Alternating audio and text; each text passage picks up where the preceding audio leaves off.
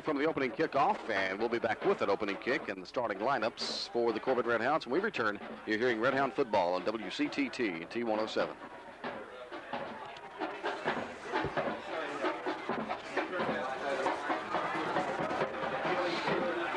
Everything all right, Frank?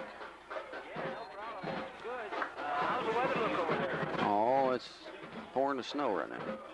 No, it looks good. It's an outstanding evening. It's nice and warm. Is it raining at home? Okay. Kicking off, Corbin will be number 61, Andrew. Right. Listen, I always, on these breaks, Frank, I always monitor you for about the first 20 seconds or so.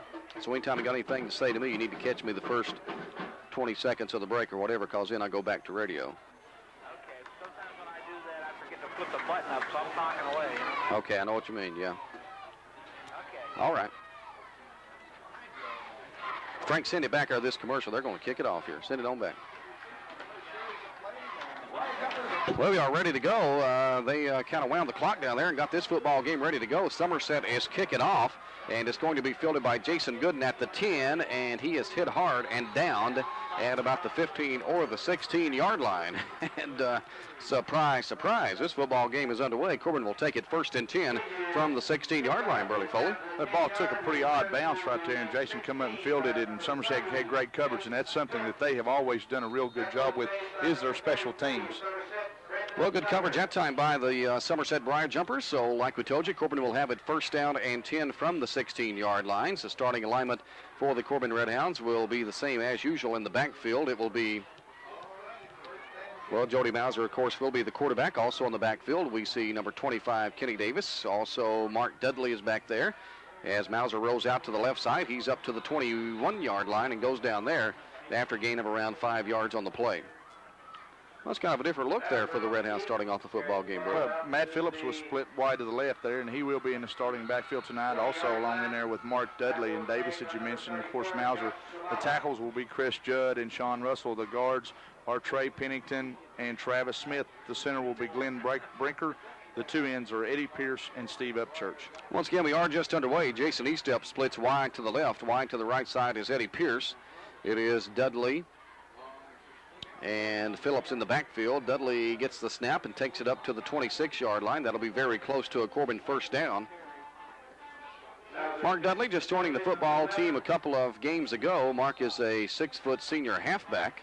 Had some injury problems throughout his career. Corbin, as a matter of fact, showed a lot of promise last year and was injured in the Russell County football game. Matter of fact, had a couple of injuries, injured a knee and also injured a shoulder. But he is back this year. Like we say, he's played a couple of games and looked very good, Burley. It's been a big plus for Corbin. He's came in there and he's ran hard, and he of course, Mark is a very, very good athlete.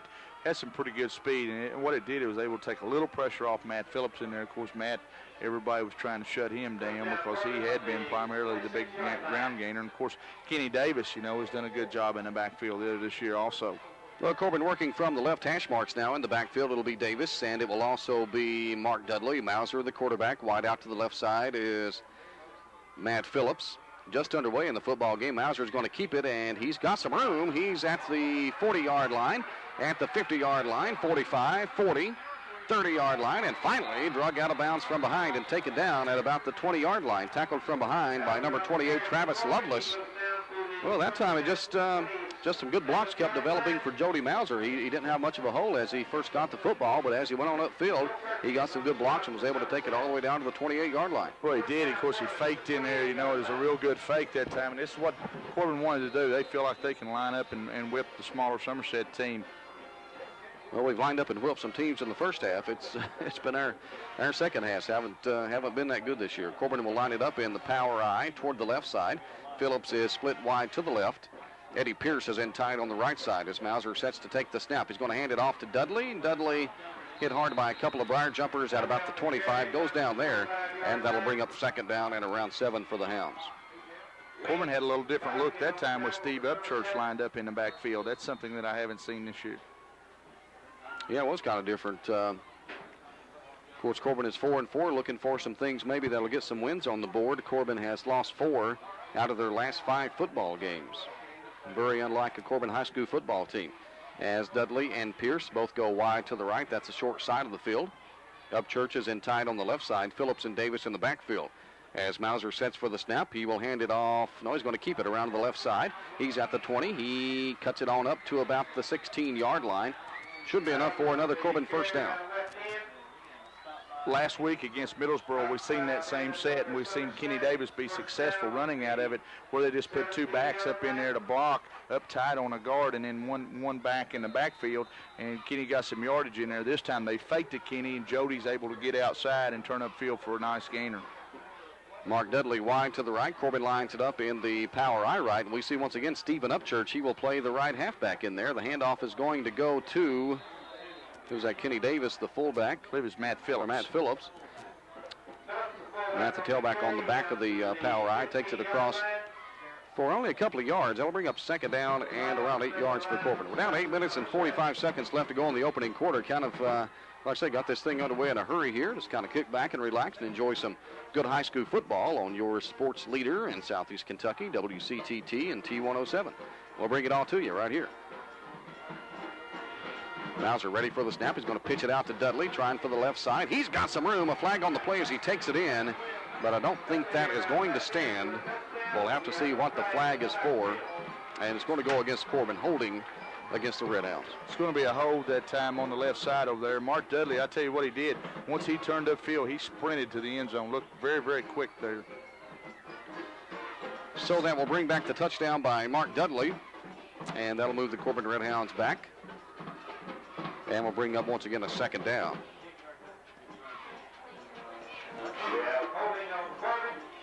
Somerset is 3-5 on the season, 1-2 in district play. Winners over Madison Southern 11-6 last Friday night.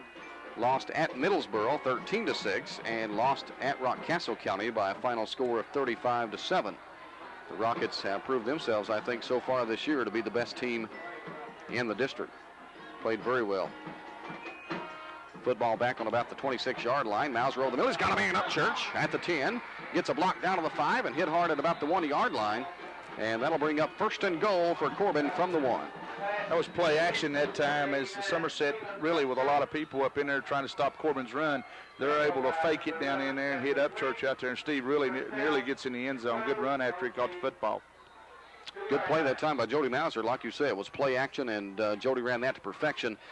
I'm telling you, this kid has a very, very promising future, just to say the least, barring any injuries. He's a courageous kid, and he's a good athlete. He's going to make some mistakes as a sophomore, but he's going to get better and better and better.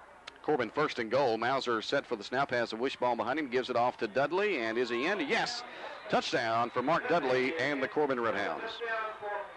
That time's just a little dive to the left side there. Mark running very, very hard, was able to stick it in there, but that touchdown was set up on a pass play from Mauser to Upchurch, which really looked nice.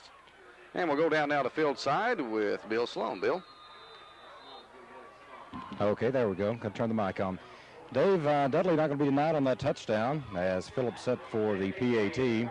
Mauser to hold. Waiting for the snap. The kick is up, and it is good. So, with 7:51 left to go in first quarter action, our score, Corbin 7, Somerset nothing. You're listening to Red Hound Football on WCTT T107.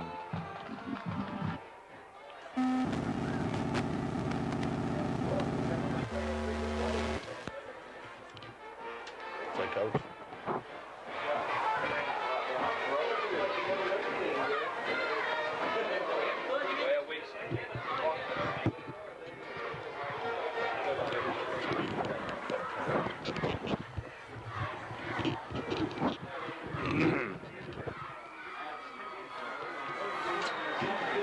Well, the Corbin Red Hounds get on the board first by a score of 7-0 as Mark Dudley on a 2-yard run for the TD. The extra point by Matt Phillips is good, and the Corbin is on top here. And Matt Phillips will kick off, kicking away, of course, from the 40-yard line. Back to receive for Somerset, number 27, Jody Meese, and number 26, Joe Perkins. Perkins to the right side, Meese is to the left side, facing Corbin. Impressive opening drive for the Red Hounds as Phillips gets the foot to it. And it's going to be fielded by number 26, Joe Perkins, heading for the right. Now he cuts back to the left. He's at the 30. He's at the 35. Finally hit from behind and dogged down at about the 36-yard line. It'll be 1st and 10 from around the 36 for Somerset. There's been a Perkins playing here at Somerset as long as I can remember, and of course there's another one. Or you don't think it might have been the same one, do you? It could be. Well, I think Somerset, they got that tradition a lot like Corbin. You hear the same names year in, year out. It's right, either a brother. I know. I was just trying to be funny. That's a family of good football players that have played over here. It's a brother, a cousin, or an uncle. Or an uncle or somebody. Quarterback, number 11, Patrick Lynch, 6'1", 165-pound junior. And he is going to give it off to Perkins on the halfback pass. He's got a man, but he overthrew him down at the 40-yard line. Well, you know, I stated in the pregame that Coach Kane would try to pull out all stops, and there was an obvious all stops play because that was a halfback pass on the opening play of the game, and that's what they feel like they have to do. They have to do some things, misdirection, and make some big plays to get some momentum. If they can get some momentum going, they can play in this football game. If not, Corbin's a much stronger team, and offensively we'll be able to put some points on the board, I think. Well, the ball is on the 36-yard line. 2nd down and 10 there for Somerset. Yeah, I like to say, you try that halfback pass, the first play out of the game. You're looking for some things to do. The pitch out is going to go to Perkins. Perkins has some room up near the 39-yard line. Jamie Mabe in there to put the initial hit on him. He's finally taken down by Wesley Fortney. And also Jody Mauser coming off the pile. Perkins going to bring up 3rd down. Perkins had, looked like he's a kid that'll run hard. He turned it up in there and ran very, very hard. Joe Perkins is a 6', 180-pound senior. In the backfield also Jody Meese, a 5'9", 155-pound senior, number 35. Shannon Lockert, a 6', 210-pound junior. He's the fullback. 2-back alignment in the backfield, 2 wideouts, and once again, we'll pitch it back to Perkins. Looks like he wants to pass again. Lets it fly. He's got a man up at about the 48-yard line. That'll be enough for the 1st down. Let's check the number on the receiver. Samala, I think. That is going to be number 34, Josh Samala, on the catch. That'll be enough for a 1st down for the Briar Jumpers. And, well, 2 out of 3 plays, you try a halfback pass. I think by pitching the ball to Perkins, they're trying to buy themselves a little time, and that's what they did right there. He came like he was going to go on a sweep to the right side and was able to hit the guy on the right sideline over there to pick up a 1st down. Down to 6:37 left to go in the opening period. 7-0. Corbin on top, but it is a 1st down from the 49-yard line. Their own 49 for the Somerset Briar Jumpers. As Lynch takes the snap, he will hand it off and running up the middle with the football.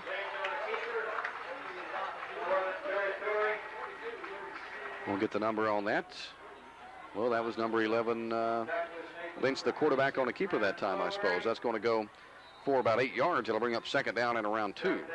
Looked like he might have wanted to start on an option play that time, but it looked like possibly a broken play. But Lynch is able to turn it up in there and get a good gainer out of it. Yeah, I thought he pitched the ball out, but he kept it and got about 8 yards on the play. Not bad as Somerset breaks inside Corbin territory. The Briar Jumpers working from the right hash mark. We'll switch it off now to the wishbone. Lynch set for the snap. And he gives it off to his big fullback. That's number 27, Jody Meese, the halfback, and he'll take it all the way down to the 35-yard line.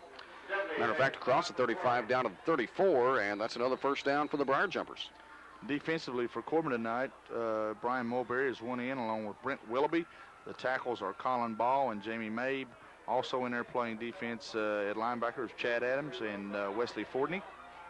We'll check the secondary after this play. In the backfield, Perkins, Meese, and Lockard, the fullback. Lockard hasn't had the football. Pitchback is going to go to Perkins, trying to get out to the left side, and he is going to be drugged down and tackled by Jason Gooden. Loss of around 3 yards on the play all the way back at the 39-yard line. Good defense by the Coyote, Jason. Good open field tackle that time by Jason Gooden. He came up in there on his sweep to this side, came up, put the headgear across, and locked up and made a good tackle.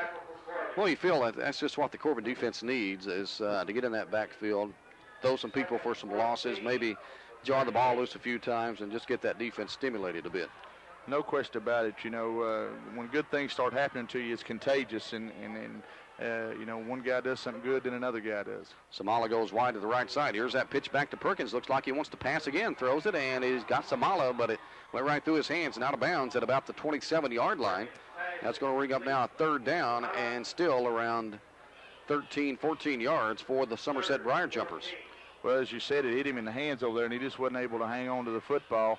again, the pitch pass rather than let the quarterback throw it. I don't know the reasoning for that other than if they're trying to buy time, or maybe he can throw the ball a little better than Lynch. Lynch, of course, played last year and did start at quarterback.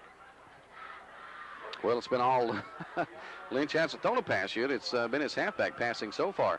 Well, everybody up on the line. No backs in the backfield behind Lynch. Obviously a pass. He takes a snap. He's looking. He's getting some pressure now. He rolls out to the right side. Mavis chasing him. He cuts it upfield to the 35, all the way down to the 33-yard line, out of bounds there. That'll be well short of the first down and bring up a fourth down for the Briar Jumpers of Somerset. Jamie Mabe that time in chase. Also number 64, Sean Sargent, right behind Patrick Lynch, forced him out to the right side, and he finally had to eat the football and dive down with it on the 33. Pretty good pressure that time, though, Dave, but he was able to get outside of us over there, and that hurt us a little bit last week, the quarterback able to get outside, and I know that concerns the Corbin coaching staff right there, and they'll try to make some type of adjustment, I'm sure, here to keep him turned into the inside. Yeah, a little bit might be an understatement, Burley. That last drive, it hurt us a lot. It was McCreary going to the outside and getting out of bounds about every time. The punter is number 34, Josh Samala. Bad snap, but we got a flag on the play. That'll kill that play. The ball was snapped over Samala's head, landed all the way back at about the 45-yard line. Well, that's a good break for Somerset right there, because that was a bad snap over his head, and feel certain that Corbin would have got the football with great field position. Well, the penalty against Somerset, Burley, a delay of game, so that'll cost him 5 yards. But like you say, it turned out to be a good penalty for the Briar Jumpers. Decent Corbin crowd on hand tonight. Yeah, there is a good crowd. I understand Corbin had a big pep rally last night. Just trying to show the kids that, they're 4-4 on the year, and, they've lost 3 games at home, something the Corbin team hasn't done in a long time. That I think most of the fans are like me. They feel this is a good Corbin football team. As Samala gets the punt away, and it's going to drive McCowan back to about the 5, goes over his head and into the end zone. That'll bring it out to the 20-yard line. Pat made a wise choice right there. The ball, had he fielded it, would have been inside the 10-yard line, and percentages, I don't know what Coach Adams tells his kids, but the percentage of any time you field one inside the 10 normally doesn't turn out pretty good, and Pat made a pretty good choice right there. And I'm sure Coach Adams has talked to him about that and said, Pat, if you're inside the 10 down there, let's let it go, or they have some type of structure on that. They have a mark there, I'm sure. So Corbin will take it over offensively with 3:39 to go here in the opening period, leading 7-0. Mauser moves in. He's got Matt Phillips in behind him. Also back there is Mark Dudley and Kenny Davis. Corbin will go with a power eye to the right, working right in the middle of the field, right between the hash marks. Mauser's going to pitch it back to Dudley, working toward the right side at the 20, lowers his head and booms his way up to about the 23-yard line, then a flag, and that's either going to be a face mask or a late hit against Somerset. I think you're right. I think that's from Clip. Ooh. Well, they threw it right in the pile, right where Mark Dudley was tackled. Normally, that's, like you say, a face mask or somebody piling on, but got a clip against the Corbin Greyhounds that time. Okay. If he says it's a clip, then that's what they're going to mark off, right? That's right. What can you do? You think I could change it? If I could, I would, fellas. That's going to move Corbin back to about the 11-yard line, and that's going to bring up now, once again, a first down and 20 for the Hounds. First 18 on the 12-yard line. They're going to mark it on the 12-yard line, looks like. So Corbin facing a first and 19. Mauser has Davis behind him. Wide out to the right side, Pierce and Easteb. Corbin working off the right hash marks. Dudley, the tailback. Dudley takes the handoff. Straight up the middle across the 15, up to the 17, 18-yard line. Brings up a second down for the Hounds. Corbin looks like he picked up about 5 or 6 on that as Mark running hard off the left side behind that offensive line. Pennington, them guys in there doing a good job again this week. Counting down here in what's been a fast first period, only 2 minutes and 50 seconds left to go in the opening quarter of play. Wide to the left will go Stephen Upchurch, split out to the left, and to the right side is number 85, Eddie Pierce. Davis, Dudley, and Phillips in the backfield. This play where Davis usually gets the football, and he gets the football then, and he's got some room across to the 25-yard line. Going to be short of the first down, but had he broken one tackle from Samala, it would have been a first down and then some for Kenny Davis for Corbin. Kenny was real close to breaking that thing. There was only one guy that could get him, and he got him from behind right there as he just kind of spurted through there, and like you say, Samala was able to grab him from behind. Well, that's play Corbin used a lot against Middlesbrough and had a lot of success with it, moving the football. That's where the halfbacks play up in front of the fullback. It's just like the wishbone, but the halfbacks are up and the fullback is behind them. The halfbacks block, and Kenny Davis has been able to get some yardage on that play this year. Corbin this time goes with a power eye left. Pitch back is going to go to Dudley, the tailback, and Dudley is across the 30, stumbles and falls at the 34-yard line. Enough for the first down, but I thought I saw a flag fly. Flags everywhere. We have a flag in the backfield. Holding against the Corbin Redhounds. Well. Well, more flags in this football game early than we've seen in a while. What game was it where we had a lot of flags early on? Can't recall it right off. Wayne County, was it Wayne County? We had 3 or 4 flags in the first minute. Yeah, that's the game it was. This game's starting off kind of like that one. Corbin has not been a bad team as far as penalties go this year or as far as turnovers go. But when it comes to bad breaks and the other team having the good luck, Corbin has been on the losing end of that all the time. Going to bring up 3rd down and 16 with 1:40 to go in the opening period. Pitch back is going to go to Phillips. He'll get a free kick and kicks it up to the 40 and out of bounds up near the 45-yard line. So Somerset will take it over 1st and 10 at the 45 inside the Redhound territory. Quick kick there by Matt, and of course it was a low one, and it wasn't quite the kick that they wanted to get off. So Somerset comes up here with pretty good field position. Well, the Briar Jumpers bring the offense back on the field after the defense held. Once again, Patrick Lynch, the quarterback, but so far Joe Perkins, number 26, who's listed as a halfback, has been taking that halfback pitch and throwing the football. He threw 3 passes on that opening drive. Lynch did not attempt to pass. Also Lockard and number 27, Jody Meese in the backfield behind Lynch. Pitch out is going to go to Lynch, or rather to Meese. And Meese is going to be down at about the line of scrimmage. Host of Redhounds in on that tackle, bring up 2nd down and 11. I'm going to tell you a play that's going to happen. I believe before this game's over, we've been seeing them pitch the ball to Perkins right there. Look for Lynch to come back around to the left side and then throw the football to him. If I was playing Sandlot, that's what I would do. Well, I'm telling you, that time Jody Meese got a nice spot on the ball. They've moved it all the way up to about the 43-yard line. And that'll bring up now 2nd down and about 8. Long set back in the backfield. That is Lockard, but Lynch is going to keep it around on the left side. He's got a hole. He's tripped up, but falls his way down to the 35-yard line. That'll bring up 3rd and short now for the Briar Jumpers. He just faked a little dive to the right side and immediately turned back to the left and turned upfield there and got some good yardage. In the secondary in there for the Redhounds right now is Mark Dudley along with Jason Eastep, Jason Gooden, and also Chris Okuma over there. We've seen Jody Mauser and Pat McCowan play some, but that's the young men that are in the secondary right now. Chad Adams and Wesley Fortney are the linebackers. So Somerset up to the line. Number 26, Joe Perkins, goes wide to the left. In the backfield, Meese and Lockard got a split in the backfield. As Lynch takes the handoff, he's going to give it up in there to Meese. And Meese has enough for the first down to near the 32-yard line. That'll be 1st and 10 for Somerset. Somerset, surprisingly, Dave, has been able to move the football at us just a little bit. I didn't think they could run from tackle to tackle, but we've seen them run just a little bit in there. Well, it's kind of surprising when Everts did what they did against Corbin. Like you say, that was definitely tackle to tackle. Everts just lined up and took the ball right straight down the field, not to the left, not to the right, but right straight down the football field. And in what was probably the only time this year that Corbin has actually been nominated on the line of scrimmage. That's going to wrap up the first period of play. At the end of one, Somerset's on the move, but Corbin has the lead by a score of 7-0. We'll be right back. You're hearing Redhound football on WCTT T107.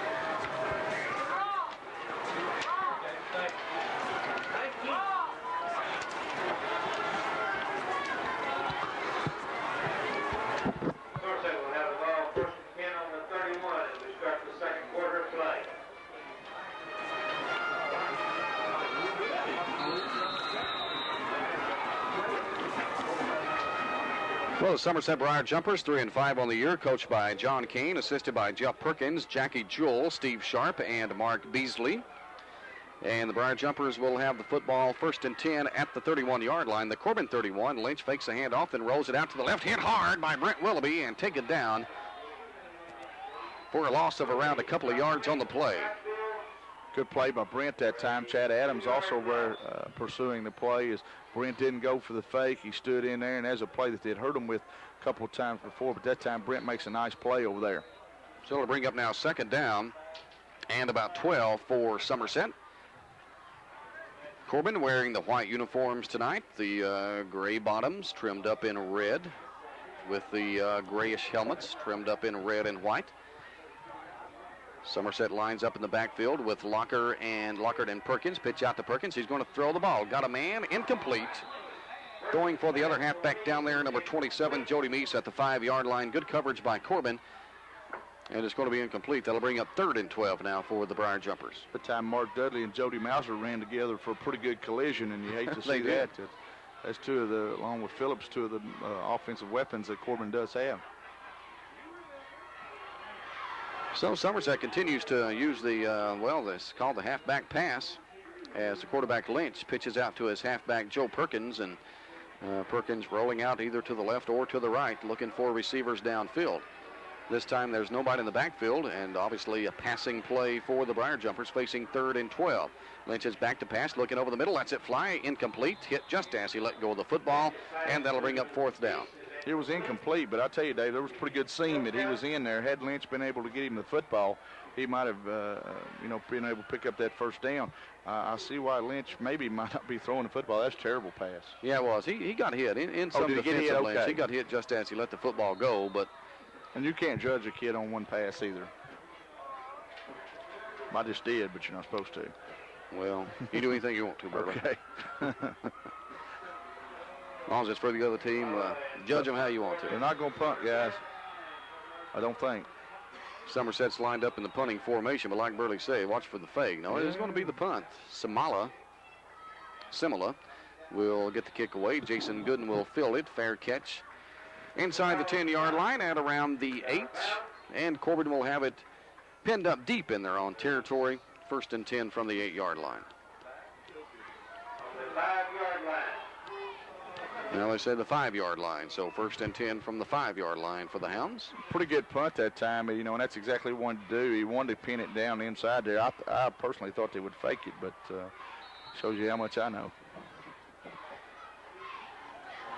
So Corbin will bring the offense on the field, working from the right hash marks. 11:05 to go here in the first half of play. Corbin on top by a score of 7-0. Eddie Pierce, the end, and tight on the right side. Out to the left side is Upchurch, and looks like Phillips in the backfield, Dudley and Davis. And it's going to be a Mauser keeper, round to the right, nowhere to go at all. Flags on the play, all over the place anyways. Several flags down. Yes. So many flags, looks like people threw them out of the stands that time. 12 people on the field against Somerset. Well, the Briar Jumpers had an extra person out there, so that's going to help the Red Hounds out a little bit here. Get them out of the hole somewhat anyway, working off the 5. Well, that's what you would call pulling out all stops, wouldn't it? Having 12 in there.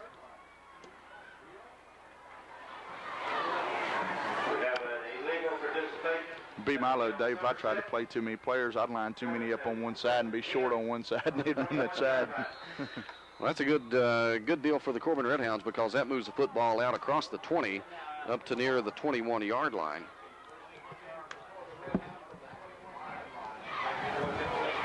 Stephen Upchurch comes out wide to the left side.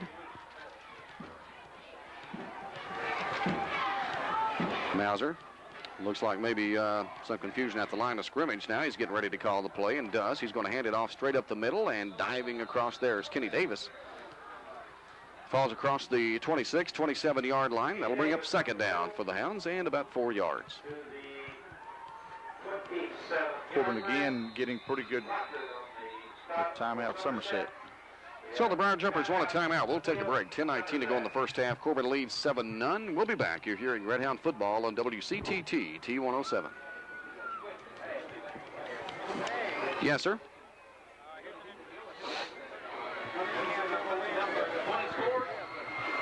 Gee.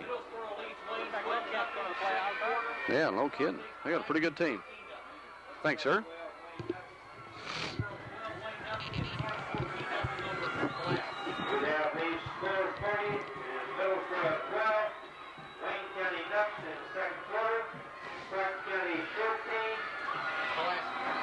Well, Corbin facing a second down and 4. Somerset calling for the timeout. The Redhounds are on top 7-0. 10:19 to go in the first half of play, and we do have one score to pass on to you. In the first period, Lincamp leads Williamsburg by a score of 23-0. So the Campers, as they are affectionately called by some people, looking good against Williamsburg. Been a tough season for the Jackets. Coach Rose has had a tough time down there, but he'll come back. He's a class person, and he'll rebuild, I guarantee. 7-0. Corbin on top in this one at Somerset football field. Facing a second down and 4. In motion comes Stephen Upchurch toward the left side, then flags on the play. I don't know what that flag would have been for unless it been delay a game, maybe. No illegal procedure against Corbin. I don't know. Didn't see anybody move on the line. I didn't either. Unless Upchurch did something wrong. I say put them up, guys, and let's play. Yeah, a lot of flags in this football game. A lot of flags. That's going to be 5-yarder against Corbin. It'll bring up now second down and 9. Push the ball back to the 22-yard line. Corbin has to break the 31-yard line to get a first down. 10:19 still showing here on the second period clock.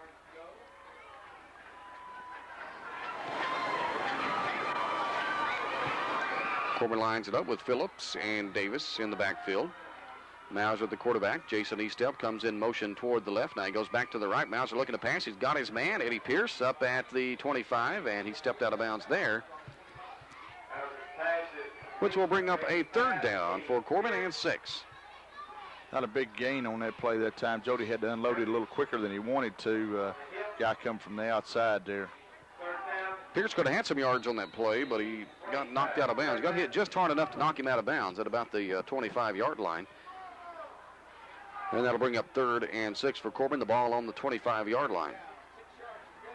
So Corbin, after moving the ball very well on their first possession, has had trouble here in the last 2. Corbin lines it up in the wishbone behind Mauser, working right in the middle of the field, right between the hash marks. Mauser takes a snap, pitches it back out to Dudley. Dudley has a hole. He's at the 30, 35, and all the way to the 40-yard line. First down for Mark Dudley and the Corbin Redhounds. Nice hole to the left side that time, and Mark started outside, but he seen that hole open up and got in it. He squared his shoulders up, turned upfield, and made a good gain for Corbin, and that's something that experienced running backs do. When they run out of room, they'll go ahead and square those shoulders up and turn upfield, and that's exactly what Mark did right there. Dudley will check out, and number 5, Pat McCowan, will check in to play the left halfback. Matt Phillips, a right halfback. Kenny Davis, a fullback, as Corbin lines it up in the wishbone, working off the left hash mark. First and 10. Mauser pitches out to McCowan, cutting it around the right side, and stumbles as he runs into a Somerset player up to about the 43-yard line, bringing up second down now for Corbin. Dudley comes back in now. We would like to remind everybody that Corbin is ahead 7-0. Well, like you say, a good Corbin crowd on hand for this football game. Of course, Somerset's not like a million miles away. Good road all the way over here. Yeah, excellent. You know, you always complained about the roads. Well, it's a bad road. I can't drive there, but most of the roads pretty good in southeast Kentucky nowadays. Going to pitch it out to Dudley on the left side, and he's creamed at about the 44-yard line, bringing up a third down, and still around 5 or 6 yards for Corbin.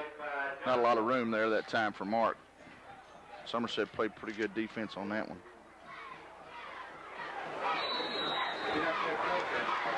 So let's see what the Hounds do here now, facing a third down and, well, let's call it 5 yards. 3rd and 5, 8:44 left to go here in the opening half of play. Corbin is on top 7-0. Mark Dudley scored from 2 yards out back in the first period. Matt Phillips kicked the extra point for the 7 for the Hounds. Somerset so far has not been in any kind of a scoring position. As Mauser gets set to take the snap. He does. He rolls out to the right side on a keeper, looking for a block, and he gets one. A good block. He's at the 45. Knocked out of bounds at about the 43-yard line. Well, Jody Mauser rolling out to the right. I didn't see who threw the block for him that time. He kept looking for it. It finally came, and he sprinted upfield across midfield and all the way down to the Somerset 43, and that'll bring up 1st and 10 for Corbin from there. I didn't see it either, but I think it was Steve Upchurch who picked up the block over there, and it was a good one because Jody really looked like he might be tackled right at the line of scrimmage, and he picks up the block and he goes ahead. That's an outside play where they fake a little dive in there, and Jody used some quickness to get on outside and pick up first down. Corbin lines it up. The wishbone in behind Mauser, working off the right hash marks now. Down to 8:19 to go here in the opening half of play. Mauser rolling back, looking to pass. He's looking over the middle. That's it, fly. Got a man, Pierce. Did he catch it? No. Incomplete down at the 25-yard line. That time he had Pierce and Dudley both there. He just threw it a little bit out of the arms of Eddie Pierce. Eddie made a nice dive and try at it, but on first down, Corbin has been effective this year throwing the football some. Jody Mauser had a good football game against Middlesboro. Even though Corbin lost the game, he had a good game passing the football and a good game running the football. But like we say, the Hounds came up on the losing end of the sticks there. And now we got another timeout called for by Somerset. So we'll take a break here. 8:15 to go in the first half, 7-0. Corbin on top. You're hearing Red Hound football on WCTT T107.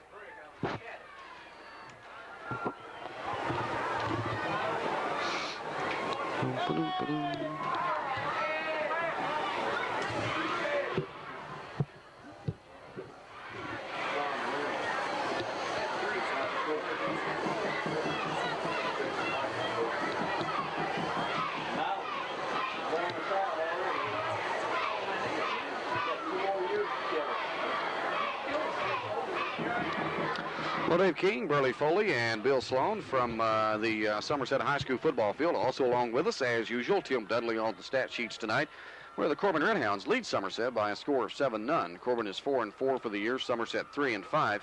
More importantly than the overall record, both these teams are 1-2 in district play. Corbin has defeated Wayne County, beaten by Rockcastle County, and also beaten by Middlesboro. I did hear a Wayne County score a while ago, too, in Middlesboro. Middlesboro 12, Wayne County nothing. Does surprise me a bit. Somerset beat Madison Southern. They lost to Middlesboro and Rockcastle County. Mauser ready for the snap. 2nd and 10 from the Somerset 43-yard line. He's got it. Going to hand it off straight up the middle to Davis. And he pounds his way across the 35 down to the 34-yard line. That's an odd-looking set for Corbin where both halfbacks are right up on the line of scrimmage almost, and just Kenny Davis is a single back there, but we normally get some decent yardage out of that. Play has been around here a couple of times in this game. It's worked good, and it worked very well against Middlesboro in that football game. Mauser is going to hand it off again to Davis out of the power eye, and not much running room that time for Kenny Davis, just trying to get out the first down here on the 3rd down play, 3rd and about 3, and I don't think Kenny got enough. They may have to bring the chains out and measure this one. What he did get, he got on his own that time. Somerset had shut it down pretty good, and Kenny really got up in there and got after it. Corbin calls a timeout. We'll take another break. Timeout now by Corbin. 7:25 to go in the half. The Hounds 7, the Jumpers none. We'll be back. You're hearing Red Hound football on WCTT T107. 12-14-6. We have the score from Westby County. Clark County 14-6. Still in the second quarter.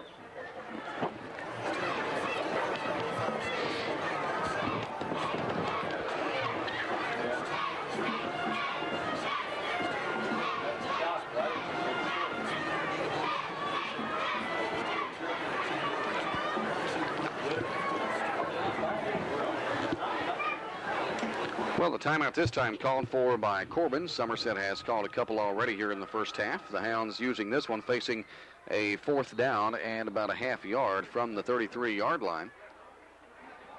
And Corbin, of course, will go for it here on this 4th down play, and they will use, once again, the halfbacks up front, Dudley and Phillips, and Davis will line up behind them. Davis normally gets the football on this play, and he does this time. No, it's going to be a keeper by Mauser. Cuts it to the 30, to the 25, to the 20. Knocked out of bounds all the way down at about the 18-yard line. Good call that time, Burley, by the Corbin coaches. You know that probably Somerset, just like me, was thinking Kenny Davis is going to get the football, but Mauser kept it. I think the only guy who knew that he was getting the ball then was Jody Mauser, because he fooled everybody, as you said right there, and did a good job sprinting out there and sprinting down the line of scrimmage rather than taking a step back, which, you know, you take a chance to lose yardage, but real good job that time by Jody. Brings up 1st and 10 for Corbin now from the spot's going to be on the 17-yard line, looks like. Mauser set for the snap. He's going to hand it off to Phillips at the 15. Flag on the play as he goes on down to the 10-yard line, tackled there. We'll have to check that flag in the area where normally you'd get a holding against the offensive team. That's what it's going to be. No, it's going to be another clip against Corbin. Well, a lot of flags in the game, and the majority of them have been against the Corbin Redhounds. Has Somerset been penalized yet? I think maybe delay a game was it, wasn't it? I think so, yeah. That's 3 major penalties against Corbin here in the first half. Well, let's see. Somerset also got penalized for having 12 men on the field. But a lot of penalty, the yellow flags have been flying here so far in the first half of the football game. More than we've seen so far this season. That'll move it all the way back to the 28. Corbin will have it 1st and 20 from there. I formation in the backfield. Davis and looks like Dudley. Mauser takes the snap. He'll roll it out to the left, looking for the pitch. Now he cuts it up himself and down to the 21-yard line. It'll bring up 2nd down. Same play that we saw that Corbin picked up on the first down, picked the first down up a few minutes ago, where Jody fakes it to Davis and sprints outside. This time he sprints to the left side and picks up some decent yardage. Good running by Jody Mauser that time. He cut it, I thought, back to the middle about the exact time that he should have. It's easier for us to see up here than it is undoubtedly for the players on the field. But I think Mauser's proven himself to be one of the smarter runners that Corbin has when he's carrying the football. Mauser's got it now, going to pitch it out to Dudley on the left, looking for a block. Flag on the play. He's at the 20 down to the 16-yard line, but out of bounds there. And we got another flag in the Corbin backfield. Gee whiz, guys. Holding against the Corbin Redhounds. I don't think they're going to let us in the end zone. Well, it's kind of odd. You know, Corbin's not been a team this year that's been penalty prone at all. And it's kind of odd all of a sudden here in this football game we're getting one after another. Whether they're right or not, the officials, it's time to get on them. That's right. That's right in a bit. No, those guys. Well, you know, it's like we've talked about before, Burley. I'm sure that there's probably in football, especially the holding call, you could call it on just about any play that you wanted to. I'm sure somebody out there is holding at some certain point or some time or another. Some officials, you know, they'll call it every play, and some will let it go. Evidently, these are not the ones that let it go. No. Obviously. They've not shown an inclination to let much go so far. Pat McCowan's into the football game. He goes wide to the right side. Eddie Pierce is in tight on the right, and Stephen Upchurch is in tight on the left. I formation in the backfield as Mauser's back to pass. Looking for McCowan. Lets it fly. Ball is hit. It's loose. It's going to be caught by Chris Judd. Go, Judd. He can run it. Well, he just kind of stood there like he didn't know he could run the football. Now we got a flag on the play. I don't know. What are they going to call here now? I don't know. Ineligible receiver is about it. I mean, he had to catch the ball. Big Chris caught that football and said, what am I doing with this? What was that penalty?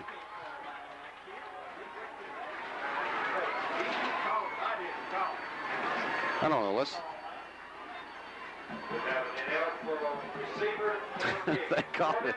They've called ineligible receiver against Corbin because Chris Judd caught the football after. Oh, wait, I don't agree with that. No, you can't agree with that because the man went back to pass the ball as just as he passed it, he got knocked loose. Chris was on the line of scrimmage. I disagree with that totally. Chris Judd was on a line of scrimmage when he caught that football. Now, he may not be allowed to catch it after it's batted up like that. I don't know.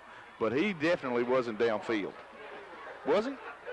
No, he had to have been behind the line of scrimmage. Well, anyway, Corbin is going progressively backwards here. Now they're back inside Redhound territory at the 49-yard line, facing 3rd and 44. As Mauser gets set to take the snap, he's going to hand it off on the draw play to Phillips. He gets about 2 or 3 yards, and that's about it. That'll bring on the punting team. Well, they had an opportunity to score right there, Dave, and that's the thing that comes back and haunts you sometimes, and not that it will, but it's the thing that you definitely got to overcome is when you get down here to the 20-yard line or in that area with a first down, you got to get some points out of it, and we didn't there. Now Somerset has the momentum and man a little advantage right here. Well, Phillips is going to kick, and we'll go downfield here in just a moment with Bill Sloan and get a tally on the Corbin penalties. I'm sure that. Now we got another flag. Yeah, we're going to have a timeout called for by several. Let's keep it here during the timeout. And we'll take it down to Bill Sloan and see if Tim Dudley, our stat man's, got any kind of figures on those penalties. Bill, the flags are flying here in the football game. Thank you very much, Dave. I'll check quickly as we're looking on the penalties. I'd have to kind of calculate right now. Okay, on the penalty situation right now, Corbin has been flagged 7 times for a total of 75 yards, just about the entire length of the football field. And this is only one half of play. Only one half of play. A lot of flags are flying down here. I know the motions are high, but you know, you have a situation where you can, even in any football game, you can have just a little bit too many flags, and right now that's the situation we have. How about the ineligible receiver, Bill? Wasn't Chris Judd, doesn't he have to be past the line of scrimmage before they can call that play? No, a down lineman is an ineligible receiver. If one of the Somerset players had tipped the football, then he would have been eligible, but they got Mauser from behind. The ball was never tipped.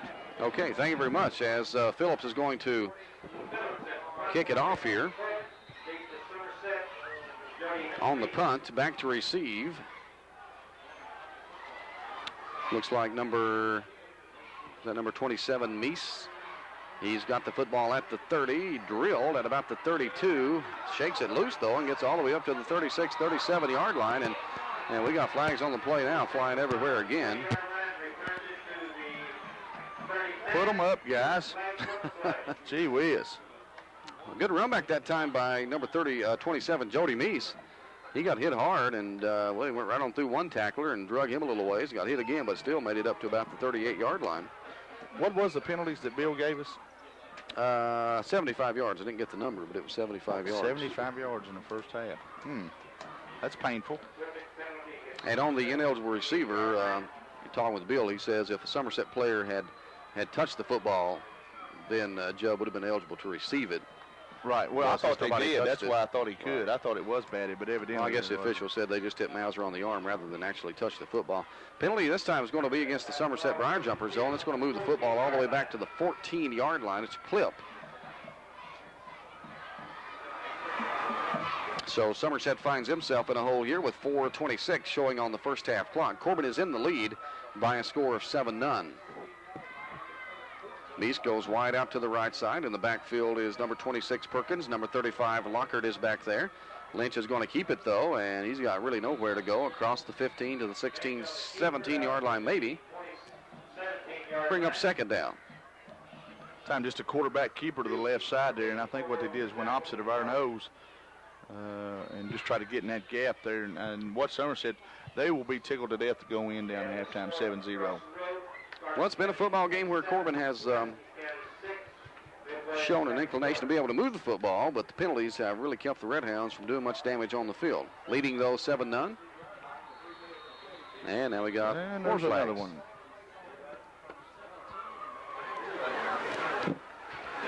And we'll wait and see the signal from the official on this one. Illegal procedure against the Somerset Briar Jumpers. That will move the football now back to about the 13. Outstanding evening for some high school football. We have really been blessed with outstanding high school football weather this year, or just a football weather period. I mean, we've not had a rainy game yet. It's been so much better than last year. Yeah, and the year before was pretty bad too, but it's been an outstanding season for football. Pitch back is going to go to Meese, and Meese is up to the 20. He's hit there, but he shakes it off and takes it to the 25, and finally is going to be drilled down by a couple of Redhounds at about the 26-yard line. Well, the spot's going to go on the 25, so Jody Meese, just like he did on the run back a while ago, showing his ability to stay on his feet even after being hit. Well, he got hit a couple, 3 times in there, and we just weren't able to put him away. And you know, we've seen that a couple times before. That's hurt us a little bit. Played pretty good defense, came up and hit him, but we didn't lock up and go ahead and tackle him. All in all, Burley, if you were rating Corbin tackling on the year on a scale of 1 to 10, what would you give it so far through 8 games? Well, it'd probably be on an individual basis. You know, at times they've done good, and at times they haven't. Here's Perkins on the halfback pass. Not a good pass. It falls well short of his intended receiver, which was Meese, up at about the 40-yard line, to bring up second down. You know, I think if you ask Coach Adams and his staff, hey, Coach, are you happy with the way you've tackled this year? And I don't think he's going to tell you, yeah, we're happy with it, because, you know, we've seen some backs break some plays. But they're going to get better. You know, they're young, and a lot of these kids don't know how to tackle because this is the first time that they're playing in game situations. I say they don't know how to. They know how to, certainly. But you get caught up in the momentum and things like that, and you just kind of forget what's really going on. Well, Somerset lines it up in the eye. The pitch back is going to go to Meese, looking for some room. Cuts it to the 25. Drilled and hung down at about the 29-yard line. That's going to leave Somerset short of the first down and bring up third down and about 5.5 or 6 yards with 2.5 left to go here in the first half of play. And we got an official timeout. A Corbin player is down. Well, you look at some of the games, and you look at, I don't know, of course the Everett's game sticks out in your mind pretty good, but then that's a game where you're trying to tackle Scotty Russell, and Scotty Russell, a tough guy to tackle. I don't care who's doing it, whether it's the Corbin Redhounds or anybody else. And then you, I don't know, maybe you look at the Middlesboro game where McCreary, the quarterback, was able to get those 7, 8, 9, 10-yard rollouts as frequently as he did. And you really, I kind of get the feeling that Corbin doesn't have a player that's really stepping up there to, I guess use an old football cliche, to knock somebody out of his jock straps. Corbin doesn't have anybody that's doing that effectively this football season so far. Well, they've got some good football players, there's no doubt about it. And like I say, good things are catching. When one good thing happens and another good thing's going to happen. It seems like when we start doing something good, we always have something bad happen by a tipped ball or just a bad break. Like I say, Murphy's team, I talked with Coach Adams about it after one game. He said, we're Murphy's team, and he's right. They've had some things that hadn't happened. Should they start getting those tips, then those good hard hits are going to come, I think. Here's Perkins on the halfback pass, overthrows his man up at about the 45-yard line. Well, Somerset continues to use that play, overthrowing Samala. I got to disagree with what Somerset's doing right now. If I'm Somerset, I'm going to go ahead and kill this clock and try to go in down 7-0. That's going to bring up fourth down now for the Briar Jumpers, and the punter will come on and punt the football away here. Ball is on the 30-yard line, facing fourth down and 5. Corbin will send Jason Eastup and Pat McCowan back to receive. The punter is number 34, Josh Samala. Josh is a 6 foot, 175-pound sophomore. Looks like the Hounds are going to use up one of their timeouts here. So we'll take a break.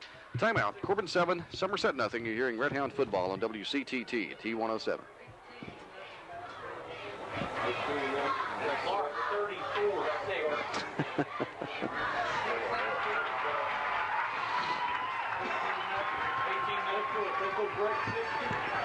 Middlesboro is leading Wayne County 18-0 in the second quarter. Clark County is now 36-6 over Pulaski County in the second quarter.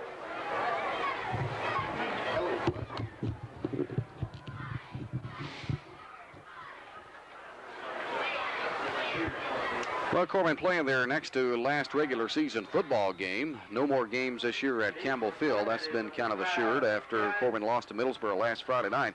Corbin had hopes of maybe getting a playoff game at Campbell Field, but those hopes have been dashed now, as Corbin will, even if saying the Hounds do make it into the playoffs, will have to play those games on the road.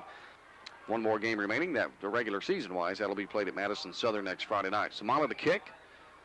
Sets at the 15, will kick it away from the 20, gets the boot to it. It's going to be a high but short kick. It'll bounce at the 47, 48, down to the 40, down to the 35.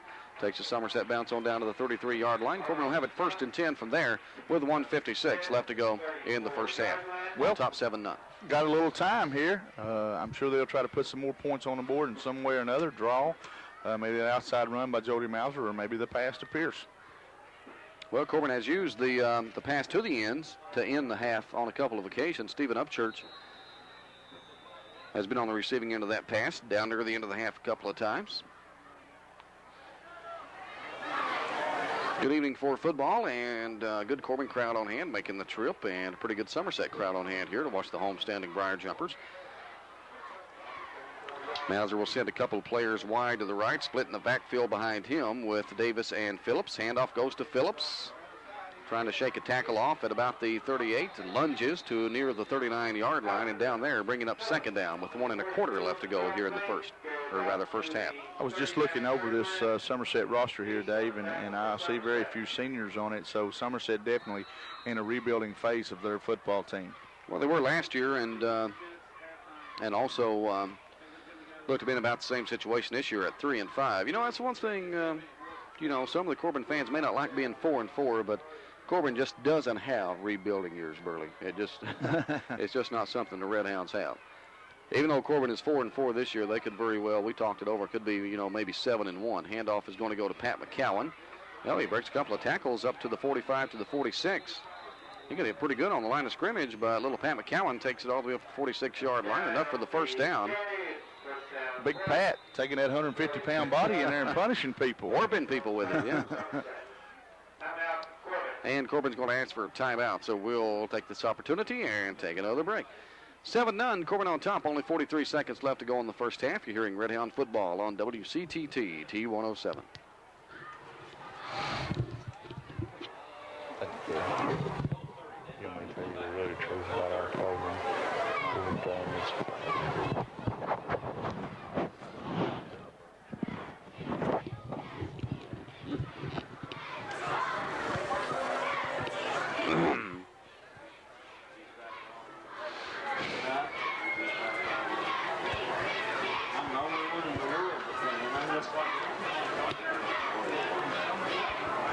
Well, Corbin on top, 7-0 over Somerset with only 43 seconds left to go in the first half. Coming up at halftime, we'll recap the scoring for you. That won't take very long. As a matter of fact, I can do that right now. Mark Dudley scored with 7:51 to go in the first quarter. A 2-yard run in for the touchdown. Matt Phillips kicked the extra point, and that has been her as far as the scoring goes here in the first half of play. We'll have a look at the first half stats, though, for you. Corbin facing 1st and 10 from the 45-yard line. Mauser keeping it to the right side, looking for that block over there. He cuts it to midfield, on down to the 45. And didn't get out of bounds, and the clock will count down here to 30 seconds. Not enough for a first down either. Brings up second down. Second down at about 1 yard. Corbin lines it up in the I formation. Mauser looking back to pass, lets it fly over the middle. It's going to be incomplete. Or is it? Incomplete, yes, out of bounds. Intended for Mark Dudley down at the 35-yard line. That does stop the clock, though, with 15 seconds. Well, if you can get a completion and get out of bounds here, you got maybe one shot at the end zone.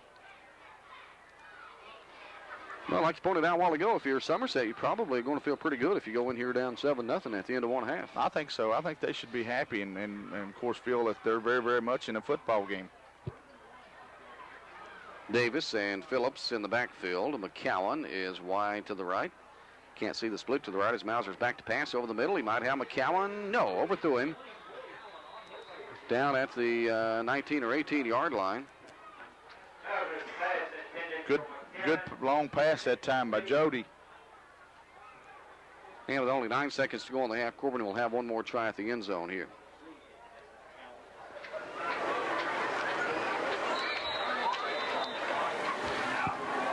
As the Hounds come back to the line of scrimmage, Eddie Pierce, Pat McCowan to the right side. Stephen Upchurch will split to the left side. As Mauser's looking to pass the draw play. Got it to Phillips. And he's down to about the 34-yard line, and that's going to probably wrap things up here in the first half. Well, they're going to stop the clock with 2 seconds, I guess. The first down stops the clock. Well, we got flags as Stephen Upchurch and one of the Somerset players over there pushing each other around just a bit. Well, that's not smart because that's the end of the half, and you certainly don't want to get a personal foul right before the end of the half. I got offsetting personal fouls. It'll be a double, though. We have offsetting personal fouls. I didn't see it, to be honest. I looked down and saw Stephen Upchurch backing up with his hands up in the air like I wasn't doing anything. So Corbin will not have time to get a play off, and that'll end the first half. At the end of one, the Corbin Redhounds lead the Somerset Briar Jumpers by the slim margin of 7-0. Stay tuned. Coming up at halftime, we'll have a look at the first half stats for you, the scoring in the first half of play, and also talk with Burley Foley about the Corbin 7th and 8th grade football teams. From Somerset, it's Somerset 0, Corbin 7. It's halftime. We'll be back. You're hearing Red Hound football on WCTT T107. Yassa. Yassa.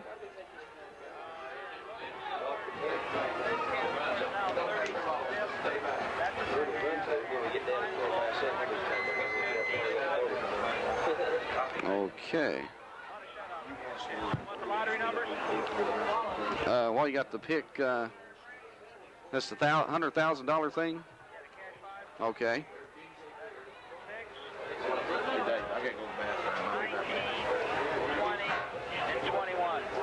6, 12, 19, 20, 21. Who would pick numbers like that? Okay.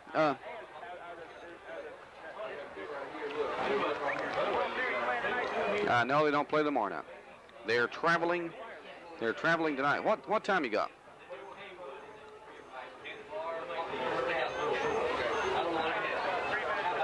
Okay, throwing an ID after. Give me a 4-minute break here and throwing an ID after it. I gotta find the seat.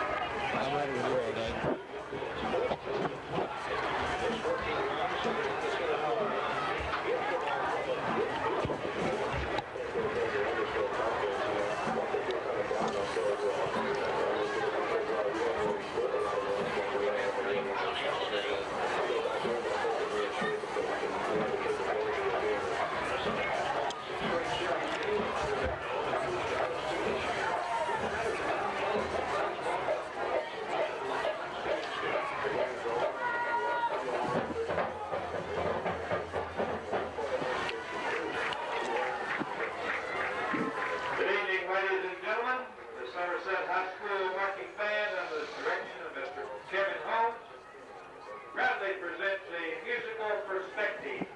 Field commander is Stanley Stokely.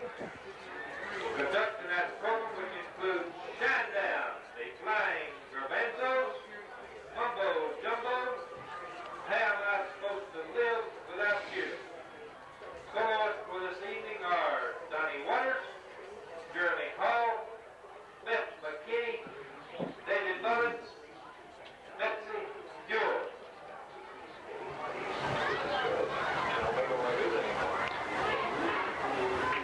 At the end of one half of play, the Corbin Redhounds lead the Briar Jumpers of Somerset by a score of 7-0. Dave King, along with Burley Foley, Bill Sloan's down at field side, along with their stat man Tim Dudley. Some other scores from around southeast Kentucky. Lynn Count beating up on Williamsburg right now 30-0, and Pineville leads Knox Central by a score of 15-0. And just in case you were playing the Kentucky Lottery Cash 5 tonight, the 5 winning numbers for $100,000: 6, 12, 19, 20, and 21. That was 6, 12, 19, 20, and 21. Well, for the first half stats, let's go down on the field with Bill Sloan. Bill? Well, thank you very much, Dave. In the first half, it's been a half kind of plagued with penalties. I'll quickly give you the rushing stats and the passing stats. Then we'll take the total yardage and subtract the penalties, and you'll be surprised how little Corbin has gained so far in this football game. In the first half, it was Phillips 4 attempts for 23 yards, Dudley carrying the ball 6 times for 34 yards, Mauser, the real workhorse tonight, 7 carries for 103 yards, Davis 4 for 24, McCowan 2 for 11. 23 total attempts in the first half in the rushing department, 195 total yards. Mauser in the passing department, he had 5 attempts, 2 completions, 27 yards. Total yards in the first half, 222 for the Redhounds. Now what you do is you go over and you add the negative factor to this, subtract the 75 yards and penalties. The Redhounds only good for 147 yards with the subtraction of the penalties in the first half. In the punting department, it was Phillips punting twice, 1 for 35 and 1 for 40. That's 2 for an average of 37.5. In the first down department, the Redhounds securing 8 in the first half. But the big factor, like we were talking about, Dave, is the fact that the Redhounds have been penalized 7 times for 75 yards, and that's going to hurt any football team. And they came at some pretty real critical times in this first half. Well, they did, Bill, and you know, you talk about 75 yards penalized in one half of play. That's a lot, but you know, you pointed out those things came at some very, very critical times when Corbin at one time, I know, was deep inside Somerset territory, but the penalties pushed Corbin where they were facing like a third down and 40 or 45 yards or something like that. You had a situation, Dave, where the Red Hounds had the momentum going. They had a first down and they had a first down, matter of fact, on the Somerset 17. And before the Zebras quit throwing the flag. Brought Castle County 14-10 and lost to Middlesboro 21-0. Corbin will be kicking away as we start the second half of play here. It was the first half, Dave, that I thought that Corbin really offensively moved the ball a lot between the 20s, but they weren't able to go in and put that touchdown in. Of course, they put one in to get the early lead of 7-0, but in a big game like this, a district game and a rival game, you need to get that second one in there if you get the opportunity. Hopefully that won't haunt us here in the second half. Okay, Matt Phillips will kick it away for the Hounds. Kicking, of course, from the 40, back to receive. Number 26 on the right side is Joe Perkins. Number 27 on the left side is Jody Meese. Phillips gets the foot to it. It'll be fielded by Meese over on the left. He's got it at the 15, looks toward midfield to the 25, cuts it out to the right, and up to the 30-yard line, and hit hard and dropped right on the 30-yard line. Number 27, Mike Wyatt on the tackle. Good open field tackle that time, but Michael, he took Meese right to the ground. Mike does a great job on special teams as he was really hustling down then, and as you said, made a good open field tackle. He's a kid that also helped us, early in the year offensively. Michael Wyatt is one of those young, hard-nosed kids. Yeah, earlier on the football season, Corbin used a lot of people in the backfield. Brent Willoughby saw a lot of time in the backfield. Michael saw quite a bit of time in the backfield. But it's kind of settled down now to Mark Dudley, Matt Phillips, and Kenny Davis. Somerset opens up in the eye. Handoff to Lockard, the big fullback. Across to the 34. Well, the first half, the Somerset Briar Jumpers using the halfback pass more probably than you'll see in 2 or 3 football seasons in that first half of play. It wasn't a play that worked out particularly good for him, but it was a play that Somerset coach John Kane decided to stay with a lot of times in that first half of play. Adams and Fortney in on the stop that time for Corbin. This time Perkins goes wide to the left. Meese will go wide to the right side. The big fullback Lockard is a lone setback in the backfield behind Lynch. And Lynch is going to fake the handoff and keep it himself around to the left side. Got a hold of the 40, drug down right on the 40-yard line. We'll have to see where the spot goes there, but that'll bring up third down and short now for Somerset. He's going to be just a little bit short there as Corbin's defense did a good job over there on that right side. And again, we don't apologize that sometimes we don't call their numbers out, but this is a beautiful facility and a nice press box, but it looks like we're miles and miles away here. Well, it does. You know, this window's kind of dirty here, Burley, and I'm having problems sometimes seeing the numbers out through it. I told you to bring some fantastic. Should have. Brought my 3D glasses where I could see the field better. We're a long ways off. It's an outstanding facility. Handoff is going to go to Lockard. I don't think he got an inch. He didn't get much. If he got an inch, going to come up short of the first down, but Somerset probably will want to go for it here on the fourth down play. It's going to be short of the first. Well, maybe short of the first. I don't know. Well, I didn't think he going to got be short an of inch. the first. But evidently he did. Looked like Mabe wanted to stop for Corbin that time. Good hit by Jamie. He's been one of those kids that have put his nose in there. He and Mulberry are the defensive leaders out there. Somerset to come up here. Well, no, they're going to get it. Gee whiz. Was I wrong? Well, I'm telling you, the chains over there on the side weren't that far upfield. You know, I need to correct myself here. If I can't see some of those numbers out there, how in the world do I expect to see if it's close enough for a first down or not? Do you wonder that, Dave? I didn't think about that, Burley, but now you pointed it out. I told on myself. I don't know. I told on myself, didn't I? Well, Somerset does get the first down. 1st and 10, just underway in the second half. 9:48 to go in the third period of play. I formation in behind Lynch. He's going to hand it off to the tailback. We'll get him there for you, and straight across the middle with the football up to about the 42, 43-yard line. They had third down up on the marker that time, but it was first down. Now it's second. Brent Willoughby in on the stop for the Red Hounds. Wondered to get who carried the football there, but it comes up for about a yard on the gain. That'll bring up second down and around 9 for the Somerset Briar Jumpers. Corbin on top here, 7-0. Scored on the first offensive possession, and after that has been unable to get anything going. A lot of penalty flags been flying in the football game. Lynch is going to pitch it back to Perkins. Look for the pass. There he goes. Lets it fly. Got a man this time. Meese at midfield. Tries to shake some tacklers off him and get some extra running room, but he can't. Goes down inside Corbin territory at the 49-yard line. Probably enough for another Somerset first down, and it is. So the Briar Jumpers have it 1st and 10 from the 49. He just found himself in the little curl zone right there wide open that time, Dave, as Perkins was able to get him the football. We came up and reacted a good job and did it and got the tackle, but he found himself open for a first down. I'll tell you what, I have to give Joe Perkins credit. He might not be Mr. Accuracy, but he throws football hard. He's drilling it out there. Lynch is going to hand it off to probably Lockard that time on the carry, I think. It is going to be the fullback. Lockard getting off the bottom of the pile. Only a gain of around a couple of yards on the play. That'll bring up 2nd down and 8 with 8.5 to go here in the 3rd period. Somerset inside Corbin territory on the 47-yard line now, working right in the middle of the field. We've not quite seen Joe Perkins run the football as much as I thought he might. He ran the football very well last year. He carried the football a lot, I remember, against Corbin. But like you say, in this game, he's been used mostly as a passer rather than a runner. Lynch has a wishbone lined up behind him. He is going to fake the handoff and roll it out to the left side, down to the 40, close to another Somerset first down. Mulberry in on the stop, or not Mulberry, excuse me, Willoughby in on the stop for Corbin, along with Adams. Well, Lynch faked it. First off, he faked it to the fullback. Then he faked it to one of his halfbacks, and he kept it himself around to the left side and gets very close to another Somerset first down. The Briar Jumpers facing 3rd and 1 with 7.5 to go here in the 3rd period. A very flag-happy officiating crew there in the first half. But so far here in the 3rd period, we've seen no flags. And also going to go to Meese around the left side. Ball is loose. And I think Somerset managed to get back on the football. If they did, they will be past the first down marker, and it'll be another first down for the Briar Jumpers. So that fumble worked to the advantage of Somerset, and they will have it 1st and 10 now from the 37.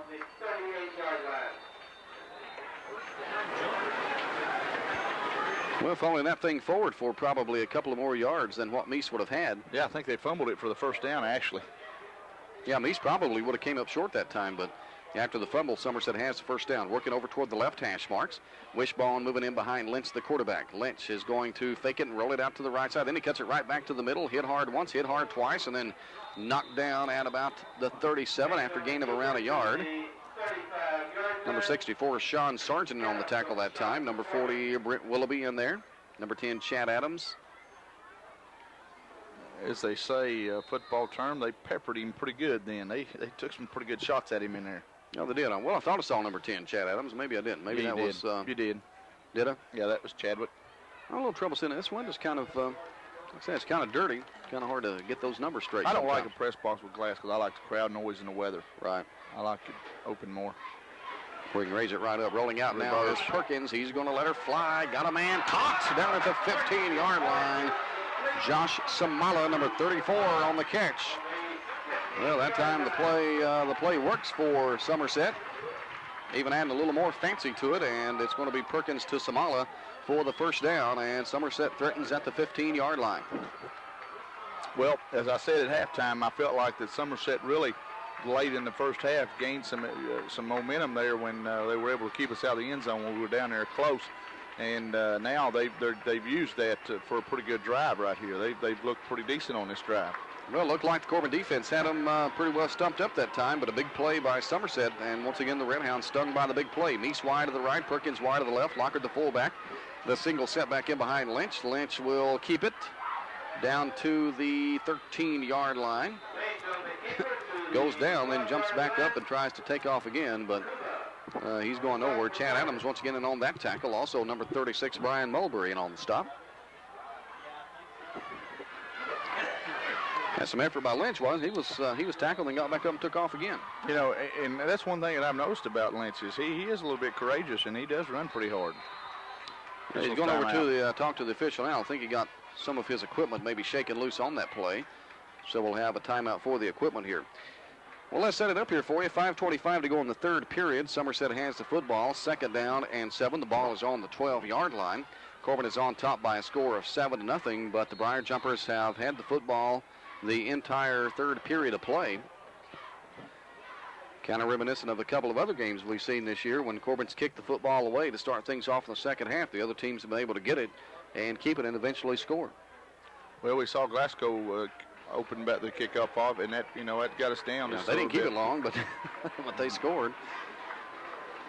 Glasgow has an outstanding play, a 75-yard reverse on the run back. Lynch fakes a couple of handoffs and keeps it. He is dragged down by Mulberry at the 13-yard line. Loss of around a yard on the play. Good D by Big Brian Mulberry. Brian did a nice job that time. Again, it was the fake in there to the fullback, and play very similar. I don't think it's exactly the same thing, but it's very similar to the play we run with Mauser and that we're successful with. And that time it didn't work, as Brian did a good job stopping it. So Somerset now will face a third and still 7. The ball still on the 12-yard line, so that play goes not as a loss, but certainly not as a gain. Samala, number 34, out to the left side, the far side of the field, along with Meese. Lynch is going to pitch it back to Perkins. He's looking to pass. Noy's going to keep it. Noy's going to pass it. He throws it a little picked off. It's going to be picked off by Mauser. He is going to down it in the backfield for the touchback, and Corbin will bring it out 1st and 10 from the 20-yard line. Great play by Jody Mauser that time. Really just a bad pass by Perkins as he threw it right into Mauser's arms. But Jody did the right thing there, but not trying to run that thing out, because I feel like Somerset had the people there to get him. So a big break for the Red Hounds here, and they're maybe able to turn this thing around and put a W on the board. Well, I actually thought that time, Burley, that that was one play where Perkins wanted to run the football. I think maybe that play was designed for Perkins to run the football, but Corbin had good defensive spread over to that right side, and he had nowhere to go, so he wound up having to throw it. Good defense by the Red Hounds. So Corbin takes it over offensively after the Somerset turnover. 4:08 to go in the third period. First time the Corbin offense has had the football here in the second half. Davis and Phillips in the backfield, lined up there behind Mauser. Mauser will keep it around to the right side, looking for some blocks, gets a couple up to the 25 and pounds on over to the 27-yard line. Again, the play that Somerset uses where they fake a little dive in there and then roll out and try to get on the corner, just as Jody did right there, fake a little dive and then roll out on the corner. Both those plays are very, very similar, and they both have worked tonight for both teams. Once again, a pretty good Corbin crowd on hand for this football game. I see the Corbin Red Hound over across the way from us. Looks like he's leading the cheers over there, Burley, up in the stands. And looks like maybe the blitz coming this time from Somerset. The handoff goes to Kenny Davis. Or maybe that wasn't Davis, but Matt Phillips. And Phillips, not much at all. It'll bring up third down and still about 2 yards, maybe a half yard, a yard on that play that time by Matt Phillips. Somerset took a gamble that time and just brought everybody. And naturally, when you're the smaller team, you got to take some chances and bring some people. And that's what they're trying to do right now. Is they're going to line up and they're going to play regular, and then they're also going to line up and they're going to bring in linebackers and do some stunning in there to try to offset Corbin's size and strength. And that's exactly what Somerset did that time. Now the Briar Jumpers, the defense, facing a 3rd and 2 here from Corbin on the offensive side. Mauser will keep it. He's hit right at the line of scrimmage by Meese. Good read that time by Jody Meese, number 27, takes Corbin down. And that brings up 4th down and still around 2 yards, and the Hounds will have to punt it away. Well, that time we went to the well, but it didn't work as Somerset sniffed it out and just really played the play very, very well. Somerset should get good field position right here unless Matt just really, really crunches one. And he's capable of doing that. Yeah, he had a real good punt. Let's see, was it Middlesboro or the game before that? I'm trying to remember. I was thinking it was the game before that against Rock Castle. I think it was, yeah. He really crunched one as Phillips is set to kick this one. Gets a good kick away. It's going to hit at the 40. Takes a Corbin bounce down to the 35, and then the Somerset player fields football is drug out of bounds at about the 35, 36-yard line. That was Meese on the return that time. Good coverage again by Michael White, hustling down as Meese took a little bit of a chance of trying to field that ball with Mike that close, but Mike did a good job getting down there and making a tackle.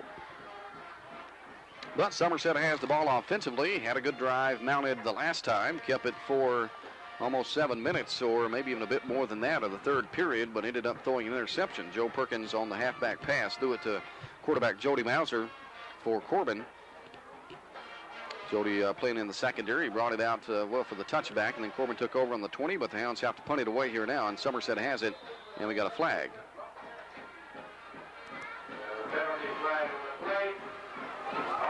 Offsides against Corbin. That'll be 5 yards. Bring up now 1st down and 5 for Somerset.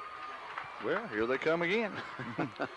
Well, maybe we should have knocked on wood here when we said that the penalty flags haven't been flying so much here in the second half. There went one. Dave, would like to remind everybody that the Hall of Fame replay will be after the game Sunday night. They filmed the Hall of Fame ceremonies this year, and that'll be played immediately following the game Sunday night. And Lynch on the keeper, rose to the left, stood up, and hit hard on about the 41-yard line, right at the line of scrimmage. I didn't see who got the tackle over there for Corbin, but it was a good tackle. Really stood Lynch up, and that's going to bring up now 2nd down and 5. No gain on the play for Somerset. Good defense by the right side of Corbin's defense that time, as the play didn't work for Lynch's. Again, like I say, that's a play they have used a lot, and it's been a little bit successful, but Corbin really did a good job that time, as they got a lot of people to the football. So Somerset now, 2nd and 5. We're under a minute to go here in the 3rd period of play. Corbin on top by that slim 7-0 margin. Somerset with the football, though. As Lynch gets set, takes the snap, hands it off straight up the middle. Nowhere to go for the ball carrier that time.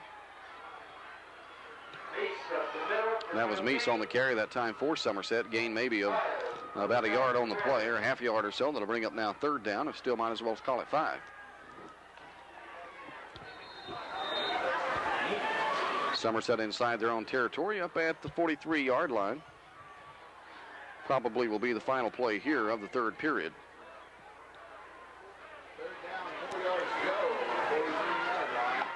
Somerset wearing their purple and gold uniforms. Lynch going to pitch it back now to Meese, trying to cut the corner on the left. Hit hard by Jason Gooden and dropped. And dropped good after about a half yard. Great tackle by Jason Gooden that time. Good open field tackle. He wrapped up. And a good job as it goes for no gain. Now Somerset will have to punt the football away. Well, Somerset will be facing a 4th down. That will also end the 3rd quarter of play. We'll get you set for quarter number 4 in just a moment. It's 7-0. Corbin on top. You're hearing Red Hound football on WCTT T107. Yes, sir. Okay.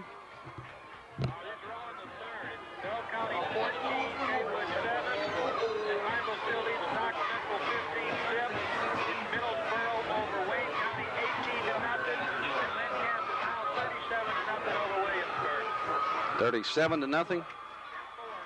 Okay, thanks.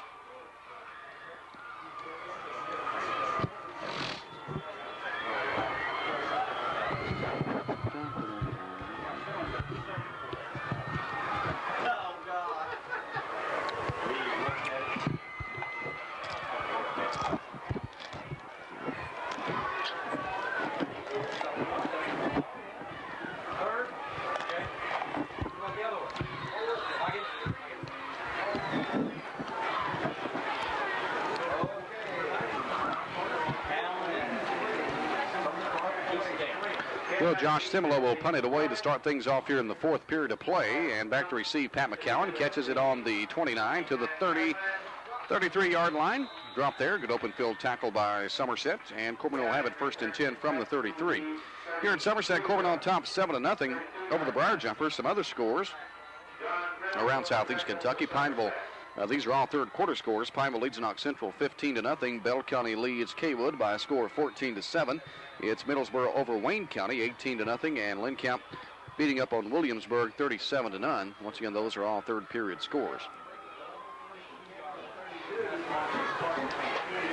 And we're in the final quarter of a good one. Well, we are. It's been a standoff ever since that opening drive by the Corbin Redhounds. Corbin lines it up, the 2 halfbacks up front, and Davis, the fullback, in behind. He takes the handoff and gets some good yardage on that play. Once again, he goes for about 5-6 yards up to the 44-yard line. Gain of, might as well call it 6 on the play. Brings up 2nd down for Corbin. I got to give Kenny Davis a lot of credit. Of course, the offensive line has been a bright spot for Corbin without question. They're strong, they're big, they're physical. But Kenny Davis runs extremely hard. Well, he does. He really does. When he's not running, he does a lot of good blocking, too. Gain of 4 on that play for Kenny rather than 6. Same alignment, Phillips and Upchurch will cheat up front. Davis lines up behind them, takes the handoff, and over and dives to the 40-yard line. Bring up a 3rd down now for Corbin. Well, that's different. We've seen Stephen Upchurch lining up in the backfield for Corbin on several occasions in the football game, Burley. Primarily, well, he used every time he's been back there as a blocker. That's something I don't think that I've seen the last couple of years, Corbin using one of their ends in the backfield alignment that way. Well, we saw Corey back there some. Right. But I haven't seen Steve back there. Of course, Corey was about 240. Yeah, and Corey, no, I don't know how much he weighed. He got the football quite a bit, too, Yeah, when he was back there in the backfield. Mauser will fake the handoff. He's hit from behind as he tries to roll out to the left side. Nice open field tackle that time by number 63, Corey Ridner. And he drags Jody Mauser down for a loss on the play all the way back to the 37-yard line, and Corbin will have to punt it away. Well, it must have been a missed blocking assignment in there right there, because 63 for Somerset, who is Corey Ridner, he just came, you know, and untouched. Well, Matt Phillips in to punt it away again, down to 9:44 left to go in the football game. Corbin on top 7-0 as Phillips gets the kick away. A long high kick. Meese will field it at the 30, 35, and dragged down and taken down at the 37-yard line. Good play that time by number 34 for Corbin, Byron Jones. If I'm not mistaken, first time we called Byron's name this year. Well, I think one other time we called his name, but he horse collared him then. Yeah, he did. Byron's feet came all the way up from under him.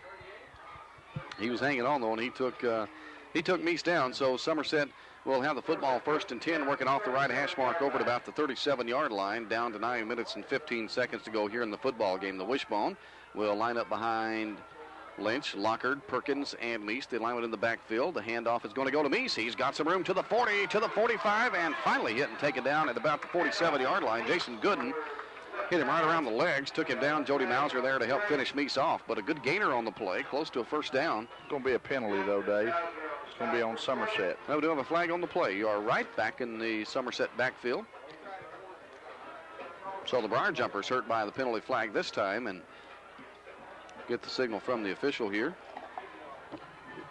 I don't know, did they say what the penalty was? I think it's motion. Nope, it's more motion. Yeah, they're moving it way back there. It must have been the motion he made with his headgear when he hit that guy in the back. Yeah, it's a 15-yard penalty against the Somerset Briar Jumpers. They'll take them all the way back to the 19-yard line. Bring it up first down and 22. Perkins goes wide to the left side. Josh Samala goes wide to the right side. I formation lined up in behind Lynch, the quarterback. He takes a snap, fakes the handoff. No, he gives it off in there. Straight up the middle to Lockard, the fullback. He gets maybe a couple of yards on the play and goes down. That'll bring up now 2nd down. They would like to remind everybody also, a game which you did on the radio, or TV, I should say, that the Corbin-Danville 7th and 8th grade game can be seen at 5 p.m. Saturday. A replay of those games. Homecoming, of course, last weekend. The 7th grade queen, I know, was Joellen Petrie, and the 8th grade queen, I know her last name was Jones, and I know her father, and I apologize, but I can't remember her first name. Well, I can't either, to be honest about it. Yeah, we had Chuck Selfie, a former Corbin player, did the play-by-play on it. He's a communications major at Eastern Kentucky, and Chuck wanted to get some experience on doing some play-by-play and did an outstanding job on those games. And for people watching the replay of this game, it'll be too late. Of course, the game will be yesterday when you see this today, but for radio people listening tonight, as Perkins rolls out to the left side, look in, and he's going to cut it up himself. Uses the old straight on there on Brent Willoughby and goes out of bounds at the 35-yard line. No, that's probably the first time since the first quarter we've seen Perkins run the football. And I felt like that he run the football pretty effectively when he ran it in the first quarter. Well, he did, and I thought that was the play that Perkins threw the interception. I thought that was a running play for Joe Perkins on that one, but he just didn't have anywhere to go. The Corbin defense was good, and he had to let it go, and Jody Mauser picked it off on the last drive that Somerset had going. They're going to call him out of bounds at the 33, so that's going to bring up now 3rd down and 14 with 8:03 left to go here in the football game for Somerset. Lynch pitches it back to Perkins, rolling out to the right. Mulberry has him, but he shook him off. Now he cuts it upfield to the 35, to the 40, to the 41-yard line, out of bounds there, bringing up a 4th down for Somerset. Got some pretty good room over there. Don't think they picked up the first down, but they were able to get themselves in a position maybe to try to pick it up. I think they're going to go ahead and punt it away, and that'd be the smart thing to do with 7:55 to go and only trailing by 7. Well, Brian Mulberry was into the backfield. He had the penetration and was right on the back that time of Joe Perkins, but he never could bring him down. Perkins shook him off and took it up across the 40-yard line. And like Burley said, it looks like that the Briar Jumpers will punt it away from there. Back to receive the punt for Corbin is Jason Estep. And number 5, Pat McCowan, he stepped lined up on the right side. McCowan will line up to the left. Here's the punt by Samala, and it's going to be a line drive punt. McCowan drops it, has to go back to the 20 to get it. Now he tries to get out to the left side. Now he's all the way back to the 10. He's going to cut it upfield. Pick him up, guys. The 15. Pick him up. He's got the 20 and drugged down at the 24-yard line. I'm telling you, Pat McCowan, he got hit and then bounced off his tackler, and he bounced all the way back to the 10-yard line, though. He finally got it out to the right side and gets it back across the 20 up to around the 23, 24-yard line, somewhere in that area. Pat did a lot of fancy dancing then, and I tell you what, he was one block away. I don't know if you've seen it right there. We had a Corbin player there, and he ran by him, and he just didn't see him why he ran by him. And as he turned upfield, had he been able to pick that block up, if Pat had any energy left, he might have been able to get some great yardage. Yeah, he would have made it to the other end, but he'd have been tired because he'd already ran a half a mile to start with. So Corbin has it 1st and 10, 7:20 left to go here in the football game. The ball has been spotted on the 20-yard line. As Mauser hands it off to the left side to Dudley. Dudley up to the 25, goes down in a bunch of Somerset Briar jumpers after gain of around 2 yards on the play. See Sean Russell getting up, limping a little bit. That offensive line, again, have been able to move the football. That hasn't been a big problem for the Red Hounds this year. And again, we'd like to say it's not time to panic. Corbin 4-4 going into this game. A lot of kids getting their first varsity experience out there. Absolutely. I'll stick by the Hounds. I think that this football team is ready to do something very good. Winning this football game would be one good step. As Phillips takes a handoff, got a big hole. He is across the 30 to the 34-yard line. That's enough for a first down, so Corbin has it 1st and 10. 6.5 to go in the game. Corbin, with that offensive line, ought to be able to take a lot of this time off the clock right here. A couple, 3 more first downs, and it's going to make it difficult for Somerset. Corbin leads it 7-0. Corbin scored on their very first offensive possession of the football game, and after that has been stymied. Stymied by, a lot of penalties. Corbin has been penalized a lot in this football game tonight. There's Dudley on the carry, about a yard on the play for him. That's about it. That'll bring up 2nd down. Martin just slipped down there before he got started. You know, he's one of those kids that he runs with a lot of authority, and you're going to see that happen, son. Well, he's at full speed when he gets the football. He gets going fast. He comes off the ball very hard. Only time I can get at full speed, Dave, when I'm running downhill. Yeah, with a bear after. Or a pit bulldog or something. Bears can't run downhill.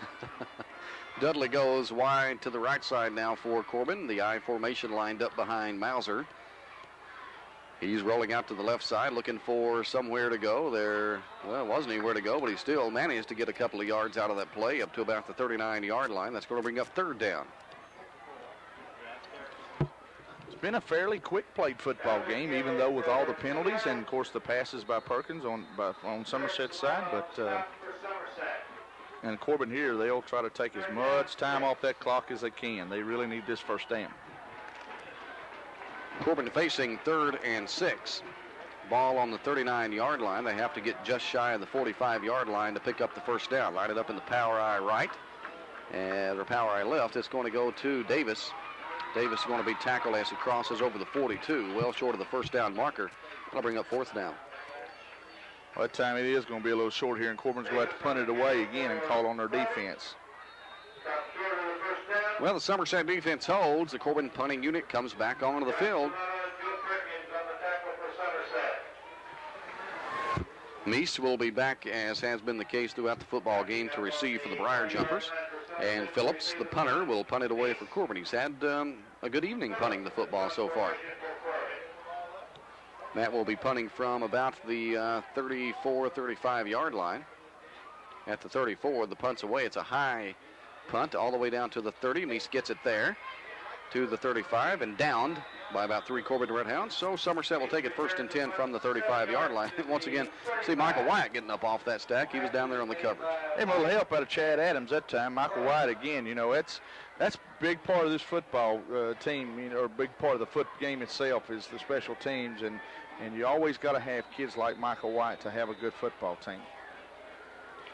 So Somerset here maybe facing their last offensive possession of the football game with 4:10 left to go. The Briar Jumpers need to get something underway here offensively. Meese goes wide out to the right side. The eye lined up behind Lynch. He's going to pitch it out to Perkins, trying to get some blocking out to the left. Now cuts it back to the middle and up to the 40. Chad Adams on the tackle. And we also see Wes Fortney coming off the bottom of the pile. And we got a flag on the play. Another flag on the play. Well, I think the initial flag, I know the second flag went against Brent Willoughby for saying something to the official. Got offsetting penalties there. Well, maybe offsetting both ways, but we got to be on a little more control. You know, it's a 7-0 game. It's not the time for a personal foul. Not now, guys. Well, we've had 2 of those offsetting personal fouls called in the football game where a Corbin player and a Somerset player have kind of came up against each other, but it's, been no fisticuffs or anything like that. It's not been like that's a rival major game, and you're going to anything. have some things like that, but both teams need to bury those things right now. Lynch going to pitch it out to the left side to Perkins, looking for some running room. He is stood up by Colin Ball, and, well, as we say, horse-collared down.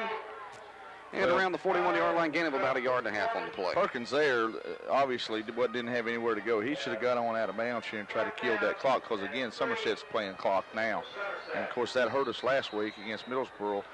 Their quarterback was able to get on out of bounds. And Coach Ferris told me something that I didn't realize, and they ran 21 plays on that last drive. Oh, they ran a bunch. We don't keep track. We don't have the people to keep track of the other team's offensive stats, but they kept the football for a long time on that last drive. Lynch is going to pitch it back to Perkins, heading for the right side this time. He's got blockers. He cuts it up. He's got the first down across the 45 to the 46, and there go those flags flying again. Now, that would be in the area where you might think of a late hit on Corbin. I have never seen more flags thrown in a football game. I think it's probably got to be something on Corbin over on that sideline. I hope not. But yeah, it's right over there where Perkins was knocked out of bounds and tackled. Dave, I'll be real honest with you. I normally don't try to question coaching, but I got to question why that Perkins hasn't ran the football a little more. He's got good speed, good, strong-looking kid. I mean, I'm sure there's a reason, but he's the best-looking running back that they have, in my opinion. Well, he is. You know, they've not... You know what my opinions were. Try to buy something with it. Oh. We got a hold. We got a hold against Somerset. And we got a hold against Corbin, too. Is that the deal there? So offsetting penalties again. Let's see where the spot's going to be at and see if Somerset's got enough here for the first down. Well, I wonder what you do. Do you play it over or just let the play be? I thought you played it over. Now one of the officials comes over to explain things to the Somerset coaching staff. The spot, I don't know it. I'm lost. I'm just going to see where they lay the football down out here. We'll take it from there.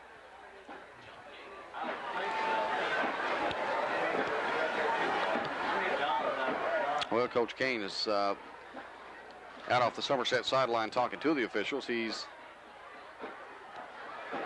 wanting something. The ball is going to be laid down on the 42-yard line, and they're going to replay the down, and that's basically what's going to happen. It's going to replay it. It's going to be now, once again, 3rd and 3 with 2:41 to go here in the football games. Corbin leading Somerset by a score of 7-0. He wasn't inviting them to dinner, I can tell you that, when he was out there. I don't even think I think he said come over and watch the Cats with me tomorrow. Do you? Don't think so.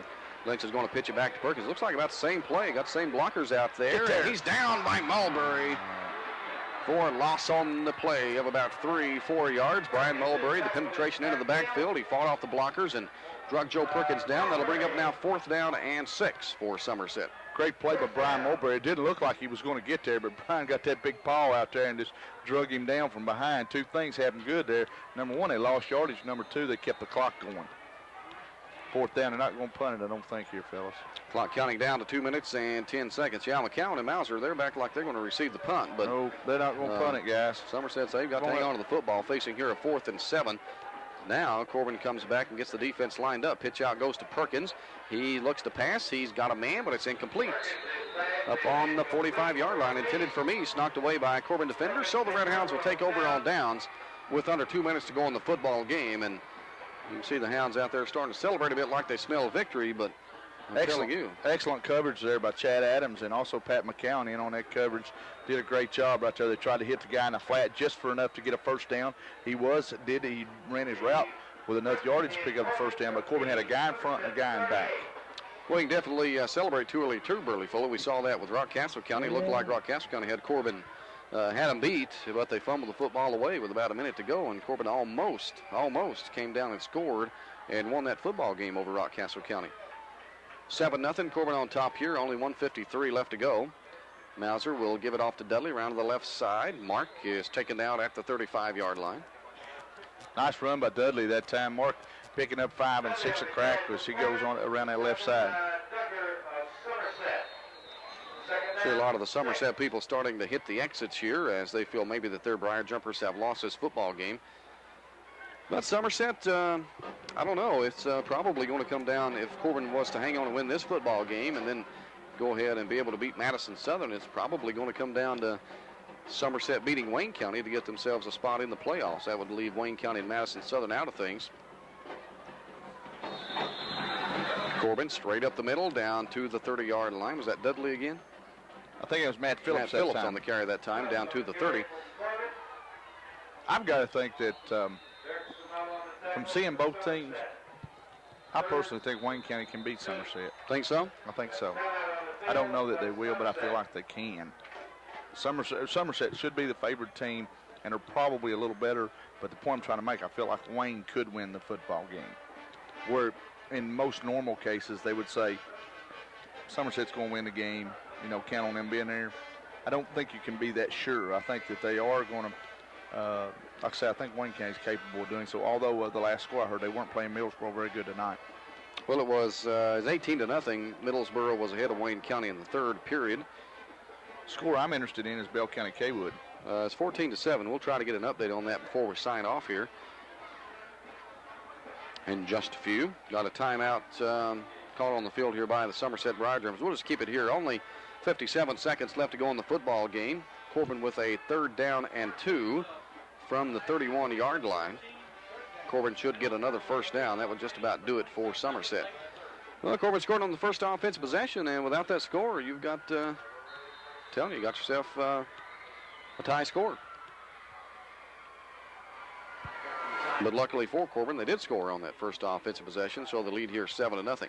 Mauser will give this and probably off to Davis, and he does. Kenny doesn't get it. Did not get the 1st down. He ran right into a wall of Somerset Briar Jumpers. That's going to bring up a 4th with 49 seconds showing on the clock. 4th and short.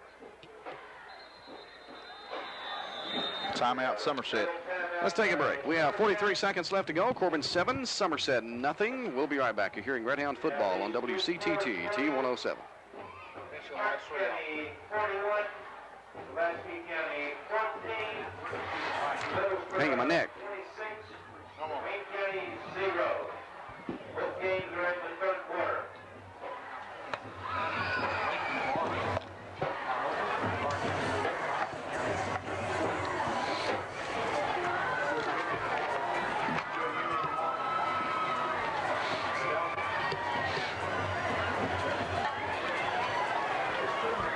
Well, the clock says 43 seconds. Corbin on top of Somerset by a score of 7-0.